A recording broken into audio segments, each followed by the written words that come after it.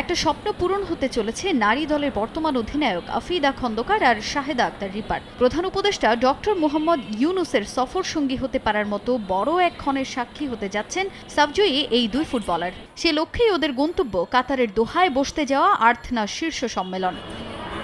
কাতারের আমির Sheikh Tamim bin Hamad Al থানির সঙ্গে দ্বিপক্ষীয় এক বৈঠকের কথা রয়েছে প্রধান উপদেষ্টা ডক্টর ইউনুসের, যেখানে অন্যান্য সব বিষয়ের সঙ্গে প্রাধান্য পাবে বাংলাদেশের ক্রীড়া বিষয়ক আলোচনাও। প্রধান উপদেষ্টার সঙ্গে সফরসঙ্গী দুই ফুটবলার ও ক্রিকেটারদের মাধ্যমেই দুদেশের ক্রীড়া উন্নয়নে বিষয়গুলো নিয়ে আলোচনার সম্ভাবনা রয়েছে।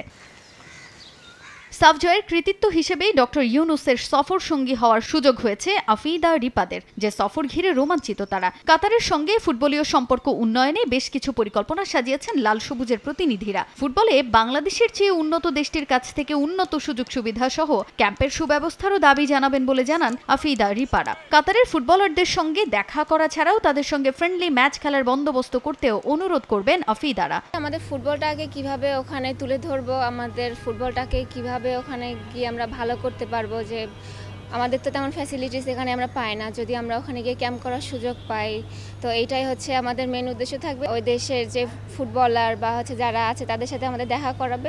অবশ্যই ভালো লাগার বিষয়, যেহেতু ফার্স্ট টাইম মেবি যে আমরা 4 জন সফর সঙ্গী হচ্ছি উপদেষ্টার সাথে, তো আমাদের ভালো লাগতেছে। আমরা চেষ্টা করব যে আমাদের মাঠের যেন ব্যবস্থা হয়, আর এখানে যেন আমাদের ক্যাম্পটা করাইলে ভালো হবে আর কি। ওনাদের সাথে ফ্রেন্ডলি ম্যাচ খেলা হয় বা এরকম আর কি, বন্ধুত্বপূর্ণ সম্পর্ক তৈরি করবো আর কি। এদিকে কাতারের সৌন্দর্য উপভোগেরও পরিকল্পনা রয়েছে ফুটবলারদের। 2022 কাতার বিশ্বকাপ ফাইনালের ভেন্যু লুসাইল স্টেডিয়ামও ঘুরে দেখতে চান তারা। ওয়ার্ল্ড কাপ ফাইনাল যে মাঠে হয়েছে ওই মাঠটা আমরা একটু দেখতে যেতে চাই।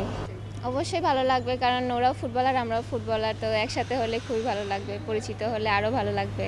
যেহেতু আমরা স্পোর্টস পারসন, তো ওয়ার্ল্ড কাপ যেখানে ফাইনাল হয়েছে অবশ্যই এটা দেখার ইচ্ছা আছে। তো বড় বড় ফুটবল একাডেমিগুলো ঘুরে দেখার ইচ্ছা আছে।